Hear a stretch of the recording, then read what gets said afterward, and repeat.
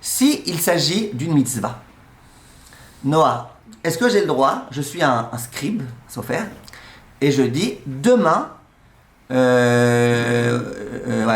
m'avez commandé une mezouza, demain d'ici demain je vous l'écris. Ou même sans commande, venez on parle pas d'argent, venez on parle sans argent, sans commande, sans business, sans rien. Demain je compte écrire une mezouza. Demain je vais cuisiner en l'honneur du mariage de un tel ou une seudat mitzvah pour la brit mila de un tel. Donc je mentionne le fait que je vais cuisiner, je mentionne le fait que je vais écrire Shabbat c'est rigoureusement interdit, cuisiner pareil, avec le feu. Est-ce que c'est permis ou interdit? Noah? Parce que là c'est pour une mitzvah. Pour une mitzvah, là, exactement. La question, la problématique c'est que là ce qui change, c'est que c'est pour une mitzvah. Permis ou interdit? Non, c'est interdit. Parce que ça peut aller loin. C'est interdit parce qu'à la base, les Chol Shabbat, ils sont basés par rapport aux interdits du Beth Amikdash, donc c'était que des mitzvot. C'est plus supérieur, c'est supérieur à la mitzvah. Attendez, d'abord là on n'est pas dans les Chol Shabbat, là on est dans le rabbinique, dans les Xérot des Rabbanan. C'est dans les Xérot des Rabbanan. C'est une bonne question. Hein? C'est par rapport à... Non, c'est pas tellement rapport avec ça. C'est-à-dire, ce qui était considéré dans le Mishkan comme étant une melacha, on considère que c'est une melacha, mais ça ne veut pas dire que comme là-bas c'était une mitzvah, nous aussi pour... Non, c'est pas... N'allez pas trop loin. Je peux dire oui. Je vais penser. Que c'est permis ou interdit. Alors regardez. D'après que quoi? Oui, quoi? Que pour une mitzvah c'est permis, peut-être. Je sais pas. Vous êtes psychologue? Ouais, c'est pas compatible. Quoi? Non. Alors regardez. Le Mishnah... Vous dites quoi? Je dis non. C'est interdit. Alors regardez. Non, c'est interdit. Le Mishnah Brura, il dit comme ça. Yesh ekadvu de afilu dvar mitzvah kegon ktivat sefer Torah vechai gavna asur lomar et ese lemacha. Donc le Mishnah Brura, il ramène qu'il y en a qui disent que même pour un sefer Torah, c'est interdit. Aval, mais, néanmoins, Be'elia Rabba vechen memamar Mordechi ou Birke Yosef, donc trois grands poskim, deux Ashkenaz, un Sfarad, le Chida, cholkim aleem, ils sont pas d'accord. Fait s'ovrim des kol lidvar mitzvah share. Ils pensent que c'est quand c'est pour une mitzvah, mais pourquoi? Mimetzo chefzecha. Quand tu te préoccupes de tes affaires à toi, chefzecha, tes affaires, c'est interdit. Mais quand c'est les affaires de Dieu, c'est permis. Conclusion du Mishnah Brura. Écoutez bien, conclusion du Mishnah Brura pour les Ashkenaz. Parce qu'après on va vous dire les Sfaradim. Ou mikol makom, nachon lechatchila, leachmir, keshe'en tzorech leze bediburo ayom. ואם מתיירא שיתרשל בדבר, אז לכולי עלמא שרי לזירוזי נפשי לאמירה לגבוה avec une. Le Mishnah Brura, il dit, venons commence par le Kaf HaChaim. Le Kaf HaChaim lui dit, pour les Sfaradim, il n'y a aucun problème, dès que c'est pour une mitzvah, c'est bon. Donc de dire demain, je vais cuisiner pour, attention, il faut que ce soit pour une mitzvah, pour un siyum masechet, pour toute chose qui peut rentrer dans le cadre d'une mitzvah, dit le Kaf HaChaim, c'est permis. Les Ashkenazim, le Mishnah Brura en l'occurrence, il dit comme ça, il dit, s'il y a une nécessité aujourd'hui, ça veut dire, tu sais très bien que si tu ne lui dis pas aujourd'hui, eh ben, tu n'auras pas de mezouza demain, tu vas être une journée de plus à la maison chez toi sans mezouza, c'est un problème. Si jamais tu n'as pas de nécessité aujourd'hui, tu peux très bien l'appeler Motzei Shabbat et de toute façon tu l'auras au même moment ta mezouza, alors là, il n'y a pas de problème. Si tu sais que, vous comprenez? Donc si, pour une raison précise, par exemple, quelquefois, la mezouza ça peut aider pour le shlom bayit. Une fois, il y avait un Rav, il s'appelle Rav Yudalovitch, il a été aux États-Unis. Et là-bas, il y a une dame qui est venue à son cours. La dame, elle lui a dit que Rav, j'ai des graves problèmes de shlom bayit avec mon mari. Pourquoi? Il dit parce que moi, je veux mettre une mezouza à ma porte. Et mon mari, il dit hors de question, on est aux États-Unis, machin, hors de question. Il dit mais moi, je veux. Et lui... Alors il dit écoute, tu sais quoi? Fais-le venir. Et j'aimerais lui parler. Le mari, il vient. Le Rav, il lui dit écoutez, votre femme, elle veut la mezouza. Vous voulez pas, mais votre femme, elle veut. Alors, qu'est-ce que vous proposez? Monsieur dit, c'est moi qui décide. Alors le Rav il dit, écoute, est-ce que tu es d'accord quand même que c'est bien pour le Shlom Bayit de faire des compromis? L'autre il dit, ouais, compromis, c'est vrai, vous avez raison, c'est bien. Alors il dit, regardez, votre femme, elle veut la mezouza, n'est-ce pas?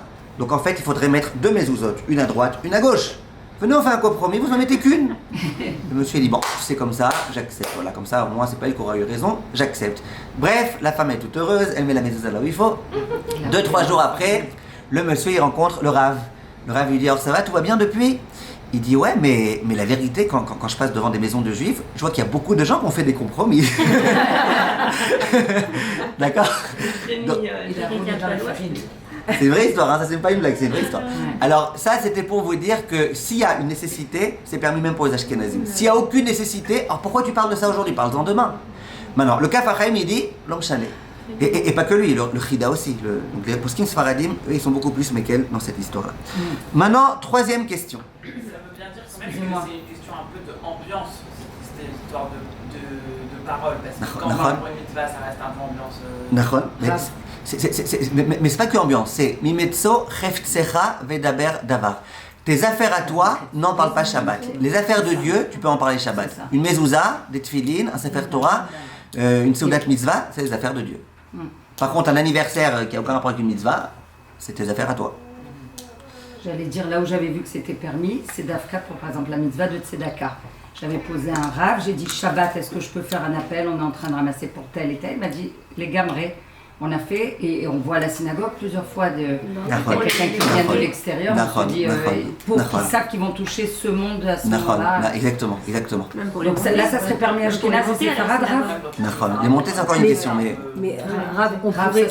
Pardon, ça serait permis pour les Séfarades et les Ashkenaz? Cette même... D'accord. Ouais, les Zaka, c'est un choix explicite qu'on a le droit pour assurer. On pourrait dire demain je vais voyager pour une mitzvah. Exactement. Demain, je vais voyager. Avec le mot voyager, exactement. Voilà, demain, je vais prendre l'avion pour accomplir une mitzvah. D'après les Sfaradim. D'après les Ashkenazim, si tu n'as rien à gagner à le dire, et en plus, tu peux le dire de façon permise. Demain, je vais en France. Comprenez? Mais attention, ne dites pas demain, je vais en France, même si c'est pour une mitzvah, sans faire savoir à l'autre que vous lui dites ça. Sinon, les autres, ils vont dire, ah, si, madame... Madame Pariente, elle se permet de dire je vais voyager, c'est qu'on a le droit de dire je vais voyager. Parce qu'on sait qu'elle connaît bien la halakha. Donc essayez de bien préciser que vous vous permettez de le dire parce que c'est une mitzvah. Maintenant je continue. Yom Tov c'est Shabbat. Hein? Ça, Yom Tov et Shabbat. Exactement. Ça, ouais, dans ces trucs-là c'est exactement pareil. Maintenant regardez. Permet de te demander de fermer la porte. Maintenant regardez. Merci beaucoup. Attention. Est-ce que on a le droit, Shabbat, de parler, j'ai déjà un tout petit peu touché à ce sujet il y a 1 minute, mais je préfère quand même bien le répéter, le repréciser. Si je parle tout seul, c'est pas que je parle à quelqu'un et que je dis « Madame Parienté, demain je voyage », c'est je parle tout seul, je suis tranquille quelque part et je dis « Alors demain je vais voyager ». C'est pas une grave avéra de parler tout seul, hein. Juste si quelqu'un il t'aperçoit en train de parler tout seul, t'as l'air bête, mais à part ça, il n'y a pas d'avéra. Ok? Donc, si tu parles tout... Est-ce que j'ai le droit de parler tout seul et de dire... Dans la tête, on a le droit. Dans l'esprit, on a le droit. Dans l'esprit, tu as le droit même en télépathie. Mais dans le... Comment ça s'appelle? Dans la tête. Dans par la parole, mais tout seul. Comme le cœur. C'est comme le cœur, vous dites. Alors, qu'est-ce que vous dites, madame? Comment vous appelez, madame? Comment? Seban. Madame Seban, qu'est-ce que vous dites? Oui, c'est permis si je parle tout seul. Alors je vais vous dire. D'abord, le Aruch HaShulchan que j'ai mentionné au début du cours, qu'est-ce qu'il dit lui? Oui. Il dit évidemment que tu peux. Ta parole elle sert strictement à rien, elle n'a aucun impact, rien, zéro. Donc évidemment que tu peux. Mais la plupart des poskim ils sont pas d'accord avec ça. La plupart des poskim ils disent que de parler, les termes qu'ils disent, ils disent. Des mistama omer leacher, des malé les daber bifnei atzmo. Il dit pourquoi, il dit Shulchan Aruch à aucun moment il a dit que c'est que quand tu parles à quelqu'un d'autre. Il dit pourquoi il l'a pas dit? Que ça change rien. Si tu dis que vedaber davar, une parole, c'est une parole. Donc le Shulchan Aruch, la plupart des poskim ils disent, y compris le Kaf HaChaim, y compris le Chafetz Chaim, la plupart des poskim se parlent comme Ashkenaz, ils disent que pourquoi dans certains poskim les termes qui ont été employés c'est quand je dis à quelqu'un, c'est parce qu'en général les gens ils parlent pas tout seuls. Désolé pour celles qui parlent toutes seules, mais si tu parles à quelqu'un, mais même si tu parles tout seul, l'interdit il reste. Donc je répète, d'après le Aruch HaShulchan, c'est permis, puisque ta parole elle a aucune espèce d'importance, puisqu'elle est adressée à personne, elle est adressée que à toi-même, alors que toi-même tu sais ce que tu allais dire, tu sais ce que tu vas dire.